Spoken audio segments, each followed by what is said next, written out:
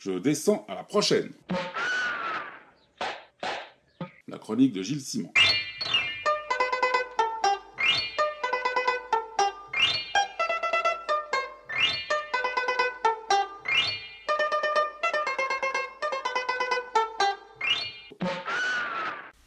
Au cours des 2 mois qui viennent de s'écouler, nous avons beaucoup parlé de la polémique sur le sexisme misogyne du Festival d'Angoulême, qui ne faisait figurer aucune femme parmi les 30 nominations pour le Grand Prix, alors même que le manque de parité dans les comités de sélection et dans les jurys du festival était régulièrement dénoncé depuis longtemps. Nous avons vu que la colère contre l'organisation du festival a très vite dépassé le seul cercle des dessinatrices pour s'étendre à tous les auteurs, hommes compris, et couvrir bien d'autres motifs de mécontentement. Puis fin février, ce fut au tour de pas moins de 41 éditeurs, par la voix de leurs 2 syndicats représentatifs, qui ont interpellé la ministre de la Culture pour l'appeler à une refondation complète d'un festival qui doit être repensé en profondeur, dans sa structure, sa gouvernance, sa stratégie, son projet et ses ambitions, faute de quoi ils boycotteront l'édition 2017 de la manifestation majeure de leur secteur et se réservent même la possibilité de construire eux-mêmes ailleurs un autre moment fort dans l'année. Les auteurs, à travers leur syndicat le SNAC BD, ont approuvé l'appel des éditeurs. Et puis n'oublions pas quel premier dysfonctionnement avait cette année déclenché la fronde et fait exploser la cocotte minute des insatisfactions et des colères, l'association Artemisia pour la bande dessinée féminine a publié à son tour un communiqué.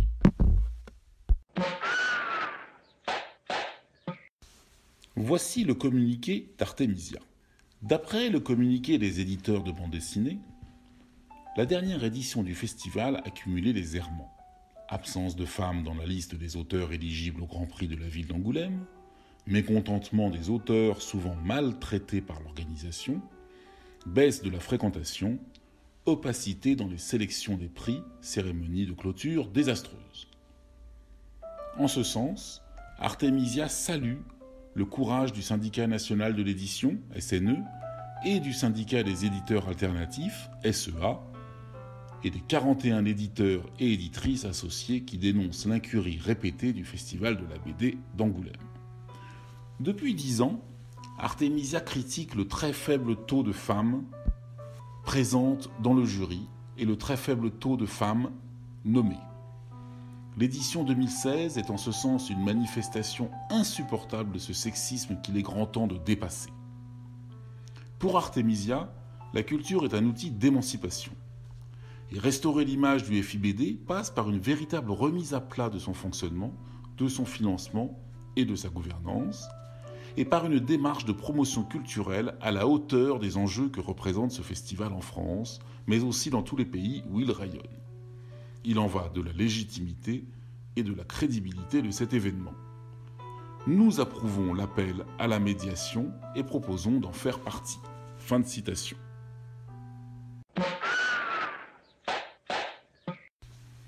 Mais qui est donc Artemisia ?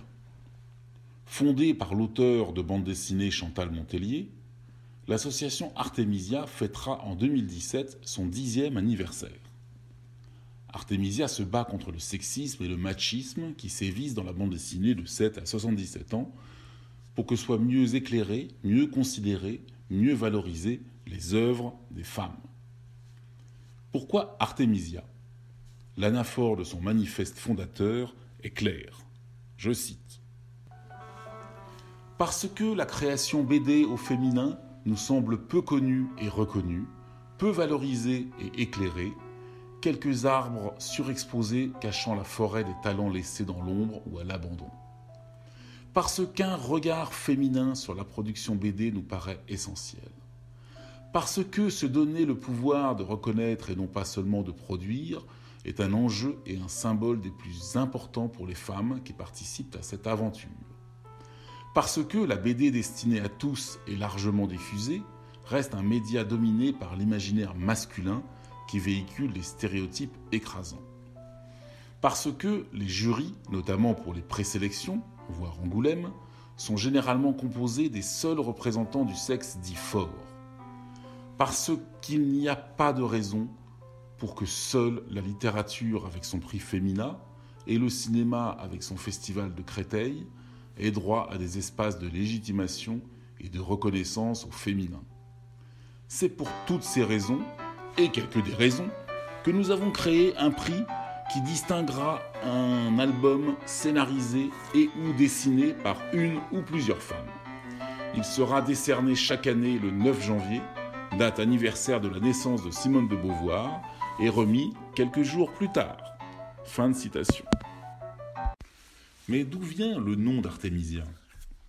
Le destin de la grande peintresse, on disait ainsi à l'époque, italienne du XVIIe siècle, Artemisia Gentileschi, symbolise la femme artiste plasticienne dans nos sociétés patriarcales par-delà les temps et les régimes. Il a semblé utile aux fondatrices de rattacher ce prix, qui honore la bande dessinée féminine, à l'histoire plus large, plus riche et plus explorée de la création graphique au féminin, pour ne pas risquer de s'enfermer elles-mêmes dans leur propre phylactère. Depuis le premier, décerné en 2008, le prix Artemisia, qui a acquis estime et notoriété, a été attribué successivement à Johanna, Lisa Mandel et Tanks, Laureline Mathiussi, Uli Lust, Claire Brault, Jeanne Puchol, Catel et Barbara Yellin. En janvier 2016, ce fut au tour de Sandrine Revel pour son superbe album Glenn Gould, Une vie à contretemps, paru aux éditions d'Argo. L'album de Sandrine Revel est une œuvre splendide qu'il fallait saluer, d'autant que la sélection officielle du Festival d'Angoulême était passée à côté. La vie du pianiste mondialement connu, notamment pour ses enregistrements des variations Goldberg au début de sa carrière en 1955, puis en 1981, peu avant sa disparition, fait ici l'objet d'une biographie non chronologique, non linéaire, mais construite comme des variations musicales, avec reprise de thèmes, motifs répétitifs, contrepoints. Comme si la main droite jouait une ligne mélodique correspondant à un moment fort tel que l'enregistrement des variations Goldberg de 81, tandis que la gauche jouait un motif correspondant à l'enfance et ses événements fondateurs, puis passait par-dessus la droite pour jouer dans les aigus la mort prématurée de l'artiste. Sandrine Revel, en dessinant jusqu'à l'ivresse, le pianiste à son clavier et d'innombrables plans de ses mains en pleine action, parvient à transmettre une part des émotions musicales que nous avons tous ressenties à l'écoute de Glenn Gould.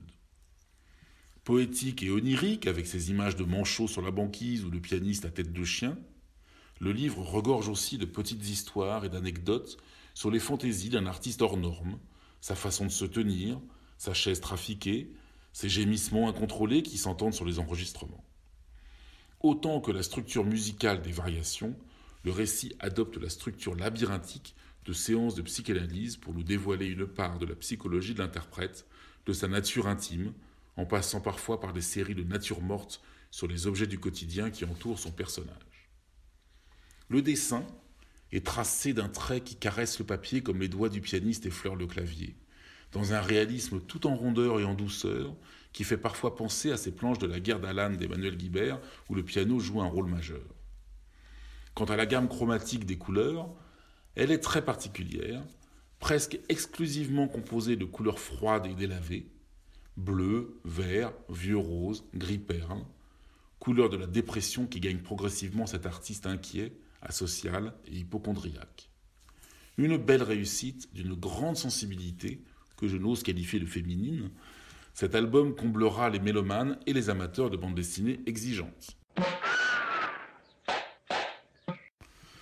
Et vraiment, je suis très touchée de recevoir ce prix. Comme disait Bach, il suffit d'enfoncer la touche au bon moment. Il était venu le temps pour moi peut-être de traiter du sujet Glenn Gould. On peut toujours être reconnaissant d'une chose, le fait d'être soi-même et pas un autre. Je dessine ce que je suis.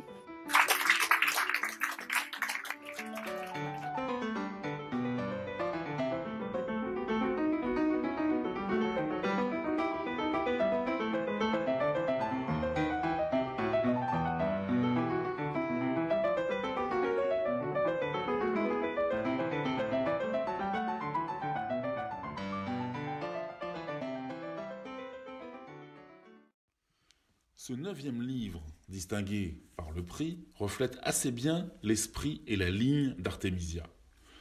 La composition du jury de ce prix est à la fois très ouverte et très cohérente, en plus d'être mixte. Il évolue sensiblement au fil des ans, certains membres le quittant, d'autres le rejoignant. Cette année, pour décider du 10e prix Artemisia qui sera remis en janvier 2017, le jury se compose de 9 femmes et 6 hommes. Eva Almassi est écrivaine. Les auteurs des Papous dans la tête sur France Culture connaissent sa voix. Odile Conseil est journaliste, créatrice du festival Ciné Salé et également Papou des Ondes. Céline Duchesnay est productrice à France Culture, chroniqueuse et reporter pour Mauvais Genre. Sigrid Gérardin est militante féministe et syndicaliste. Marion Laurent est auteure de bande dessinée et enseignante. Chantal Montellier, BDaste et fondatrice du prix. Sylvia Radelli est plasticienne, Donatella Saulnier, écrivaine, critique littéraire et médiatrice culturelle. Et Rachel Vinet-Krupa, spécialiste de l'art mural mexicain, de Frida Kahlo et de Tina Modotti. N'oublions pas les hommes, Jean-Christophe Devenay est scénariste de bande dessinée et enseignant, Patrick Gomer, écrivain, journaliste et historien de la bande dessinée, Patrick Pénognon, correcteur, poète et journaliste culture, Olivier Place est directeur des librairies Flammarion, Frédéric Potet, journaliste au Monde, et votre serviteur, puisque je viens d'intégrer ce cénacle qui m'a fait l'honneur de m'inviter. Ajoutons que ce prix a un parrain en la personne de Gilles Ratier, écrivain, journaliste, secrétaire général de l'Association des critiques de bande dessinée, auteur du rapport annuel sur la situation économique et éditoriale de la bande dessinée et rédacteur en chef de BD Zoom. Rendez-vous en décembre pour l'annonce de la liste des albums finalistes, puis le 9 janvier 2017 pour la proclamation du prix. Voici le moment de mon conseil de la semaine. Je resterai dans la bande dessinée féminine pour vous parler de 2 livres dessinés par des femmes fort talentueuses dans des registres différents, mais qui ne seront pas éligibles au prix Artemisia parce que leur scénario est signé par un homme. Pour commencer, parlons de la nouvelle collection Sociorama, qui ambitionne, chez Casterman, de traduire des essais de sociologues en bande dessinée, dans de petits livres souples en noir et blanc. Le premier volume est dessiné par Lisa Mandel, d'après une enquête sociologique de Mathieu Trackman. Il s'intitule « La fabrique pornographique » et entreprend de plonger dans la réalité des tournages de films porno et de décrire le parcours d'un amateur qui entre progressivement dans le circuit professionnel. De son trait rapide et efficace, Lisa Mandel dessine des tranches de vie où l'on découvre les dessous pas très chics de la fabrication des fantasmes sexuels et des conditions de travail éprouvantes des soutiers du X. Elle adopte étrangement un style plus réaliste, auquel elle ne nous avait pas habitués, pour représenter assez crûment les ébats parfois contorsionnistes des hardeurs et hardeuses qu'elle met en scène. Signalons qu'un 2e volume est consacré aux conditions de travail dans le BTP, intitulé « Chantier interdit au public », également dessiné par une femme, Claire Brault, naguère prix Artemisia. Le second ouvrage dont je voulais vous parler est dessiné par Aude Samama, sur un scénario de Denis Lapierre. Il s'agit d'une magnifique adaptation de Martin Eden, édité par Futuropolis. Le célèbre roman de Jack London étant l'inspiration très autobiographique, l'illustratrice donne au personnage éponyme les traits de London. Dans cette 3e œuvre avec Denis Lapierre après Amato et À l'ombre de la gloire, la très discrète Aude Samama atteint une épure dans sa peinture qui force l'admiration.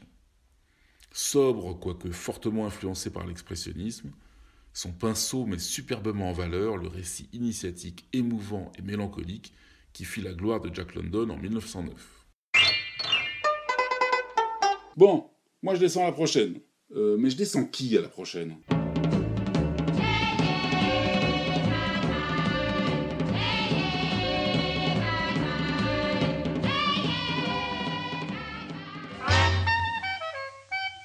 Tu nous connais les pieds.